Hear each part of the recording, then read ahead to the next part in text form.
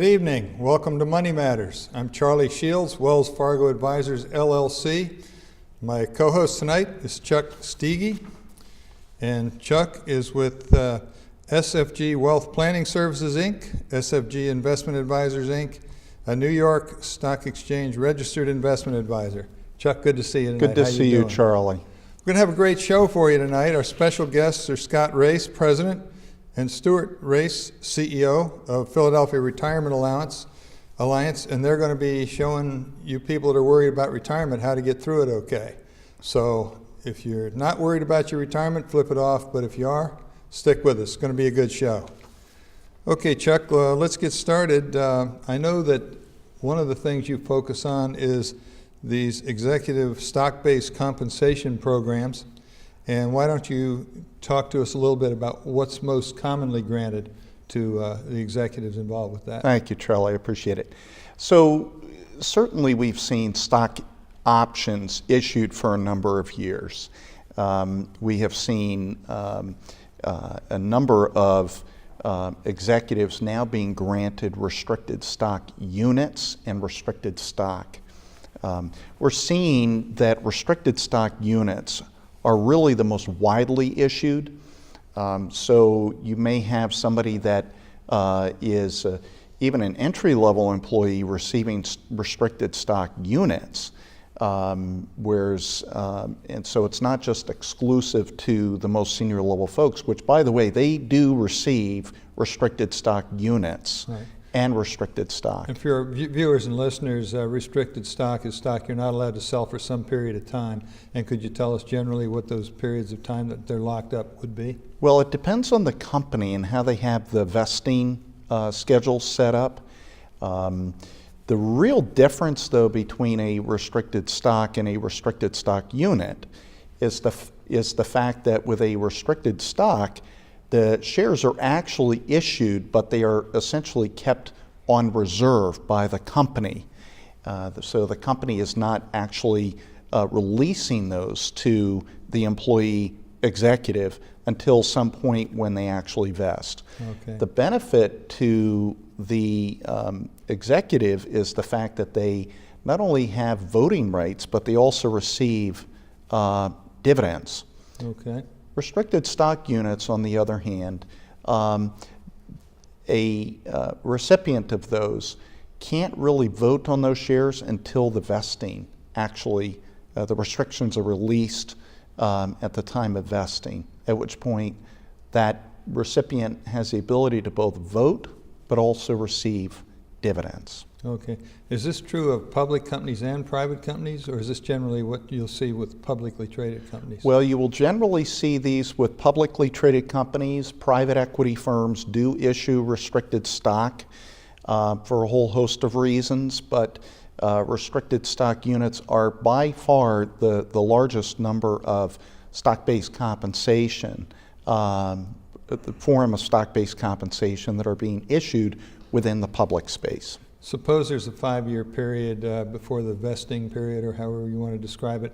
If someone leaves at the end of 3 or 4 years, will they sometimes get a partial vesting, or is it like just a cliff that at the end of the 5 years they get it, and if they leave a day before that, they don't get it? Great question. So again, it depends on how it's structured. Some companies will issue the restricted stock units. They have to wait 3 years, and then 3 years and a day, they then vest. Other companies will, as you pointed out, require a 5-year vesting period, in which case maybe they receive 20% per year, beginning after the first year of service. So it just really depends.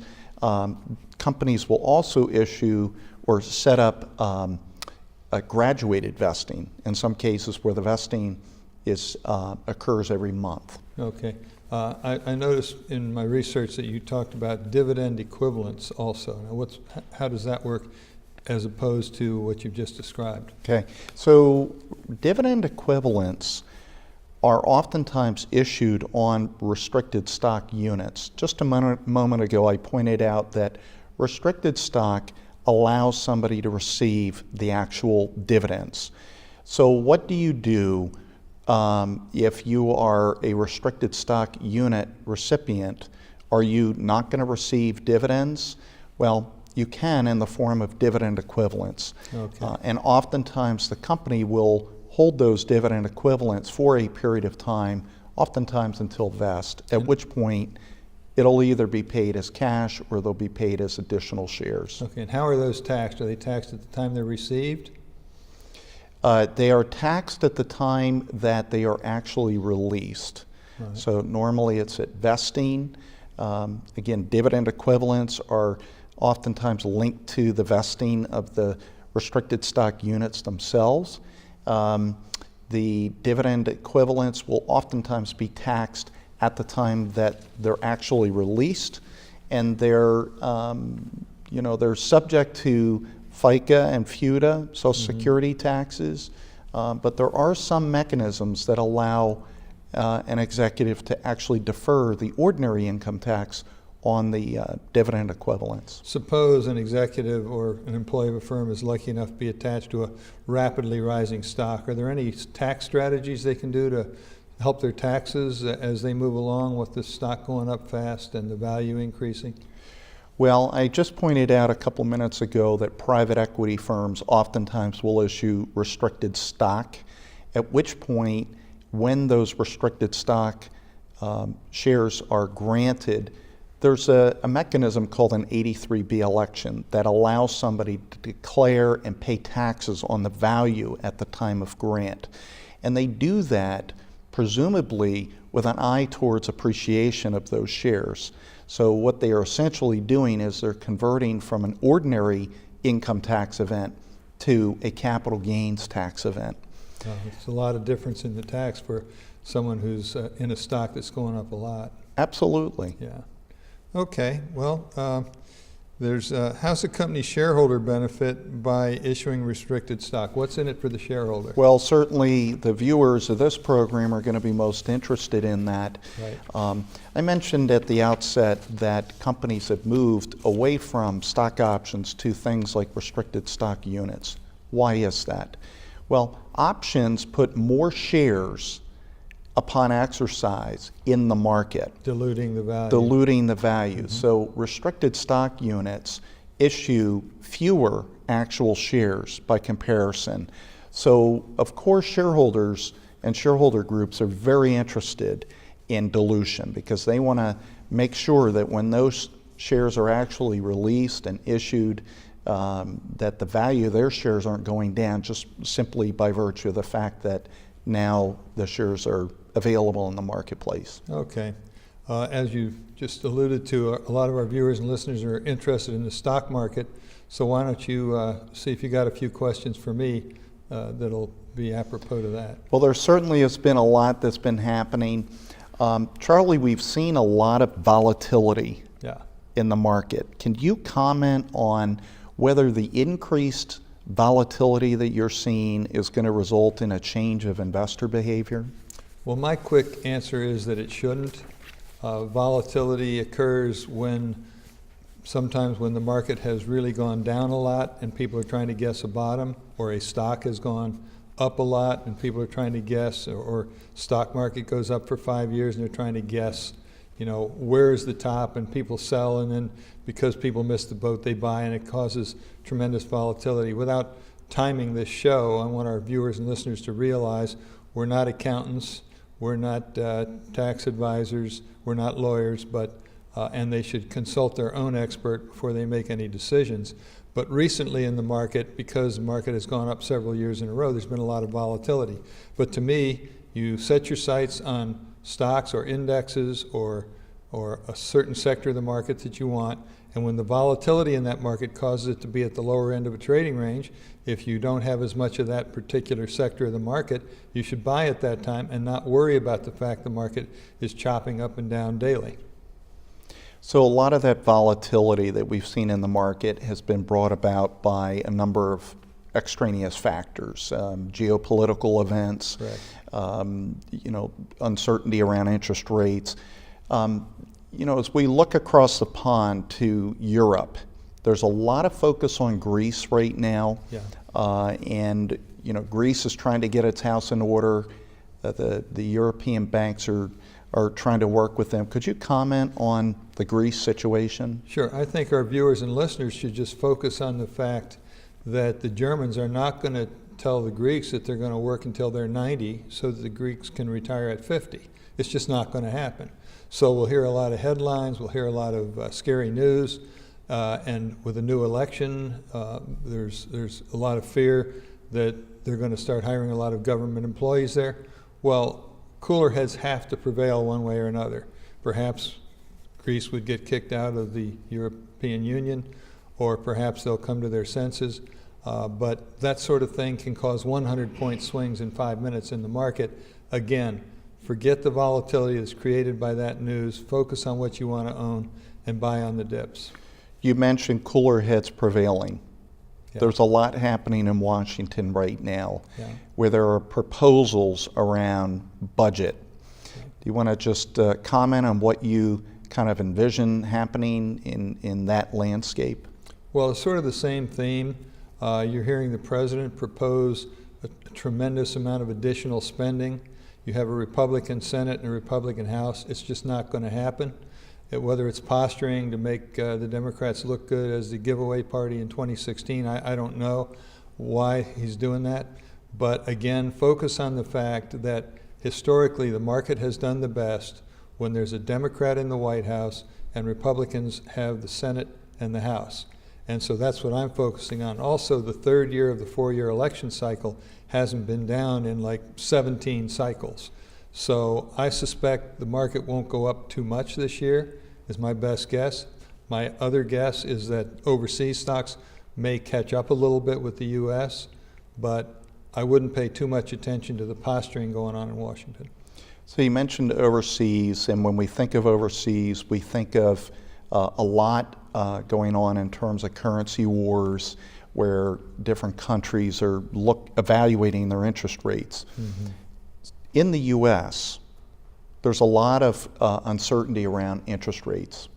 The Fed does seem to indicate that there may be an increase, but could you comment on what you see happening with regards to interest rates in the near future? Interest rates are extremely low compared to historical standards. My quick answer on that is that eventually this 30-year downtrend in interest rates will probably be broken because rates are so low right now. And I just caution my clients and anyone else out there to talk their investment advisors before they buy long-term bonds anywhere, because I think there's tremendous risk in that right now.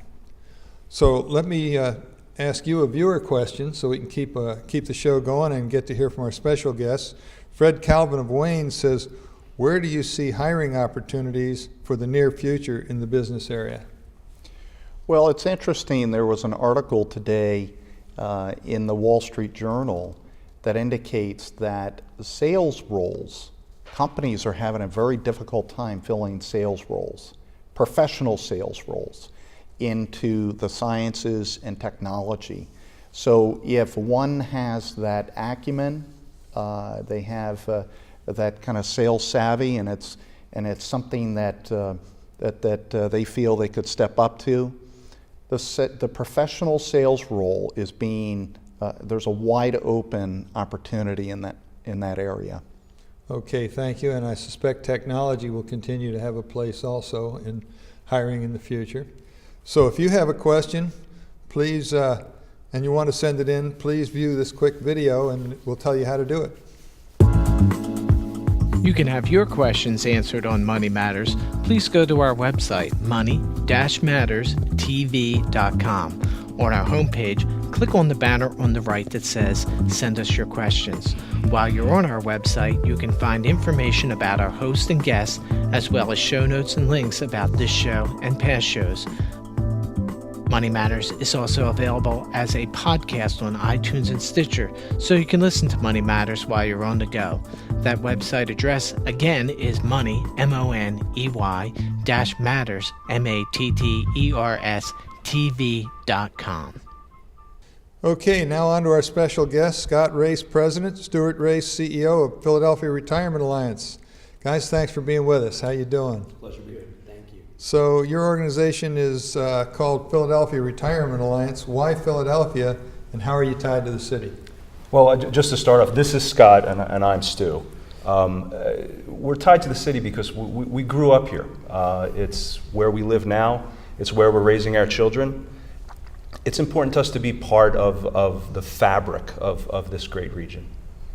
Okay. So talk a little bit about that fabric from your perspective. What does that mean? Well, I mean, we're, in terms of Philadelphia Retirement Alliance and placing our mark on the city and helping, we want to really focus on working with the tough, hardworking, gritty Philadelphians who have their eyes set at some point on retirement.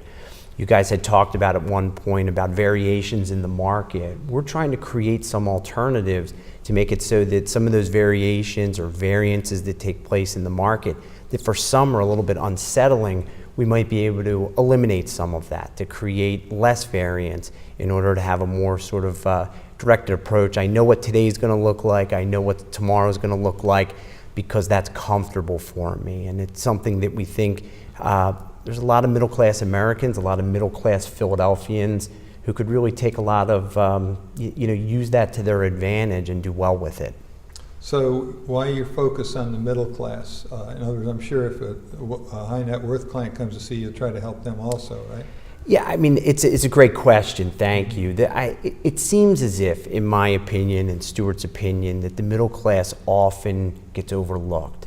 That there's structures in place that might focus more on those higher net worth families, higher net worth people. But it's the people that we have focused on where they don't have do-overs, where if the market drops, they don't necessarily have 5 years or 10 years to really recover from that, or a surplus of cash to put back into the market. We think that group, that category of people could really benefit from some of the things that we have to offer to the community, to them as it relates to their And retirement. with a middle class client, I'm sure there's tremendous personal satisfaction that you've really made a difference in their life if you enable them to successfully retire. Somebody comes with $20 million, I want to make sure I have enough to eat. You may not have a lot to do with a successful outcome there, right? It's very, very different, that's for sure. And while we've talked with and worked with those folks that have those higher account values, so to speak, you're right, there is a lot of satisfaction. I mean, we're proud to say that we're middle class people. We're among the group. So to be able to lend our expertise in an area that can be beneficial to them, it does feel good. It does make for a great day's work. We like to think that we can help middle class people to armor plate their retirements. Okay. So we're certainly seeing the savings rate going up, which is great. With gas prices coming down, people are able to set aside a bit more. You mentioned your armor plate retirement. Could you talk? This is an investment show. Could you talk a little bit more specifically as to what that looks like? What type of vehicles, investment vehicles? Maybe you could describe that program. Sure. The concept of armor plating a retirement has to do with protection. And it's our position that the best way to create those protections in a retirement portfolio is through the use of vehicles that have no variance and are of a lower risk circumstance. So what would those vehicles be? I mean, it varies from one person to the next. But so we sit down, I'll give you sort of the path into the vehicle, I guess is probably the best way, where we're going to sit down with folks, figure out what their needs are. Because obviously we can label people as middle class, but there's a lot of differences from one middle class family to the next. And we want to sit down and put together a model that looks at what their needs are. And then when we're finished with that part to the equation, that retirement planning process equation, we're going to start with really that fixed income side that relates to that smaller variance to no variance among whatever the category of investment might be. It might be CDs, it might be insurance-based products, and then certainly adding in the idea of some Wall Street components as well. I don't necessarily think you can go without any of them. There's going to be some of that as well. What the specific stock might be, what the specific insurance-based product might be, or where the CDs come from, it's going to vary tremendously from one family to the next. Well, I was talking a little earlier about the ups and downs of the stock market, and I'm sure that middle-class people that are really worried about preserving their retirement don't like to see those wild swings in the market. How do you help them handle that? It's a tough one. I mean, it's the emotional roller coaster of that, sure. It is an emotional roller coaster, and in a lot of ways, what we're talking to people about the idea that if you're a middle class investor, a middle class prospective retiree, you don't have a lot of wiggle room. You may not have excess capital to put into the market to shore up when things drop a bit or if there's a dip. So the idea that what you need to do is to be in more of a situation where you're protecting the downside of your portfolio, you're creating a circumstance where time becomes less of a factor. In other words, because of large dips, large downswings, it takes you a longer period of time to climb out of where you found yourself. So what we try to do is talk to people about how it's better to create circumstances with a lower variance circumstance. So we will be able to say to them, look, we know where you're today, we know where you're going to be tomorrow, we know where you're going to be 10 years from now, and for certain risk-averse people, that's the recipe for how to get to where they want to be. And to sort of further going along that path, where we can create a circumstance where there is less of those large fluctuations, because it really seems like the market, it's not this slow and steady pace anymore of the market. It's these giant swings up and down. We saw giant swings, or what I would think of as very substantial swings, even this week. And it's somewhat of a regular case, but when we can sit down and put together, as we call it, this armor-plated retirement, this idea of reducing that variance when there are those larger swings on smaller portions of somebody's holdings, it's a lot easier to have that conversation with them because it hasn't affected their portfolio, their retirement plans, quite like it might somebody else. So we've talked a bit during the show about volatility, about varying changes in the marketplace, and you've talked about eliminating risk, essentially. Could you talk more specifically about how you eliminate some of the uncertainty in the when it comes to investments? Well, our concept, our fundamentals are we try to run the Philadelphia Retirement Alliance with two basic fundamentals. The first is it is not enough to get to retirement, you must get through retirement. And that seems a very obvious type of thing, but what a lot of people don't realize is we're so caught up in accumulation that we don't realize that when retirement comes, a whole different set of circumstances may arise, particularly with regard to distributions and taxes. So that being our first fundamental, our second fundamental is that the only focus that you should have in preparing for and getting through retirement is maximizing income. Again, sounds like a relatively obvious thing, but there are so many distractions with regard to the manner in which retirees' lifestyles are portrayed that people seem to lose sight of the fact that it's the income that drives that circumstance. So in this low interest rate environment, how do you maximize income? Talk more specifically as to what that looks like. Yeah, there's a variety of places to go to, and it is a challenge, and I agree with you about the long-term bonds. You got to be very, very careful with that, with the threatening interest rate increases. So, we're going to take a look at, CD rates around the country. We're going to take a look at dividend-producing stocks. We're going to take a look at insurance-based products, whether it be life insurance components, annuity components, all of the features that could go into really reducing the idea that we could be affected by the ups and downs of the market. How that all structures and plays out from a standpoint of who gets what percentage of what, that obviously is going to be very different from family to family. But overall, we're using, I think, what are components that are out there that anybody can put their hands on. We're just using it in a different formula, a different format. One of the other pieces to it that I think is critical is really, as Stuart commented on, is the distribution of assets, how taxes affect distributions, how it affects income, and taking income from the right sources at the right time. So if an individual comes into your office, take us down the path as to how you would work with them, how specifically you're able to help them. Well, the first thing we do is we want to spend some time listening to them, because we want to get a very firm understanding of where they are in terms of expenses and income needs. Then it's an issue of we also need to know about circumstances so that we can plan with regard to their tax circumstances.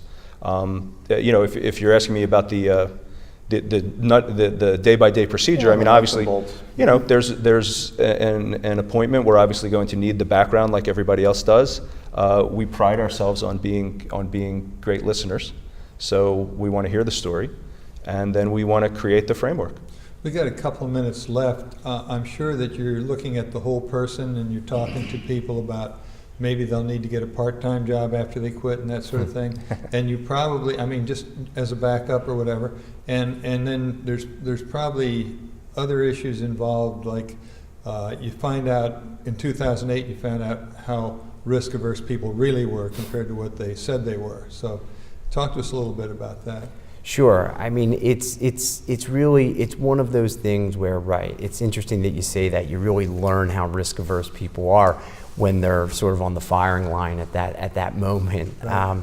It's a scary thought. So, yeah, I mean, it's one of those things where we want to build the plan, we want to put the plan in place, we want to make sure that it's structured so that it can be modified if necessary, so that as their accumulation leads into income, which then leads into transition as the states transfer, that they're set, that they're comfortable, they know where they're going to be tomorrow, they know what it's going to look like 3 years from now, but certainly build in some flexibility, that's for sure, to make certain that when things change, which they always do, that we're equipped to be able to handle that. Absolutely. You got 30 seconds worth to add to that?